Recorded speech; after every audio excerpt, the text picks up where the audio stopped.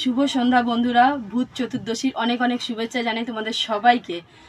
আজকে হচ্ছে ভূত চতুর্দশী, তো আজকে 14 শাক যেহেতু খেয়েছি তো 14 প্রদীপ তো জ্বালতেই হবে। আর দেখো এখানে আমি এই প্রদীপগুলো ঘরে মাটি ছিল সেটা দিয়ে বানিয়েছি। দেখো কটা পিঙ্ক আর 7টা পিঙ্ক আর 7টা হচ্ছে হলুদ। তো এইটা আমি আজকে দেখো আমার জামার সাথেও ম্যাচ হয়ে গেছে না ভাই। তো এইটা এখন আমি জ্বালাবো। তো তার আগে তোমাদেরকে দেখাই আমি ঘরে আলপনা দিয়েছি, কেমন দিয়েছি সেটা তোমরা আমাকে জানিও। হ্যাঁ চলো দেখো। দেখো এটা হচ্ছে সিংহাসনের সামনেটা দিয়েছি, এটা কেমন হয়েছে আমাকে জানিও তোমরা। দেখো ঘরের দুয়ারের সামনেটা এরকম দিয়েছি। আমি কিন্তু আঁকতে পারি না, কিন্তু তাও চেষ্টা করেছি। এই এখানে কাগজ ফেলে রেখেছি রিবু। এখানটা এইরকম দিয়েছি, তার সাথে দেখো এই চৌকাটটায় এইরকমভাবে দিয়েছি।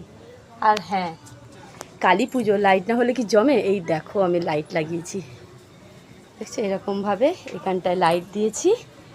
আর এই যে ঘরে এইখানটায় একটা দিয়েছি, যেহেতু বাইরেটা বেশি ভালো লাগবে তাই আর কি বাইরেটাই বেশি দেওয়া হয়েছে।